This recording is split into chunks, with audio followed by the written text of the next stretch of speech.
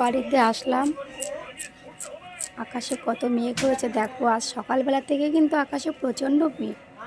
সেই বোনের বাড়ি থেকেই তখনই দেখছি, বোনকে বলছি বোন দেখ কী মেঘ পড়েছে, কিন্তু তখনও কিছু না, ছিটেফোঁটা বৃষ্টি হলো, আর কিছুই না। দেখো আকাশে মেঘ পড়ে রয়েছে চারিদিকে। তো বাড়িতে আসলাম, যেহেতু বোনের বাড়ির ওখান থেকে গেছিলাম ঠাকুরনগরে, ছোট ছেলের ভ্যাকসিন ছিল, বিড়ালে হাঁচো দিয়েছে, তো ভ্যাকসিন ছিল 3য় নাম্বার। তো সেই ভ্যাকসিন দিয়ে বাড়ি আসলাম। তো যাই হোক, আমাদের মধ্যে আবার হসপিটালে গেলে একটু ধুয়ে ফুয়ে দিতে হয়। তো এই যে এগুলো সব কাচাকুচি করলাম বাড়িতে এসে, তো দেখতেই পাচ্ছ। তো স্নান করে আমি বসলাম। তো বন্ধুরা দেখো আকাশে প্রচণ্ড মেঘ হয়েছে, জানি না ঝড় হবে না বৃষ্টি হবে। আমার কিন্তু আবার ঝড়ের খুব ভয় করে। বৃষ্টি হোক, কিন্তু ঝড় হওয়ার দরকার নেই। তোমরা কি ঝড়ের ভয় পাও? কে কে ভয় পাও কমেন্টে জানিও। আমি কিন্তু প্রচণ্ড ভয় পাই। তো দেখো বন্ধুরা, মাঠে সব ধান উঠে গেছে, দেখেছো?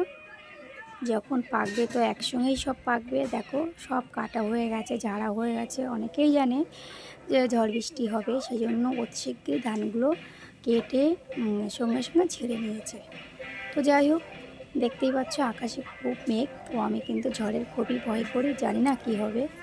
তো আমার ভিডিওটি যদি ভালো লেগে থাকে তাহলে লাইক কমেন্ট শেয়ার করে আমার পাশে থেকো। আমি কিন্তু সবসময় সবার পাশে আছি, থাকবো। আবার দেখা হবে পরের নেক্সট ভিডিওতে। ততক্ষণ সবাই ভালো থেকো।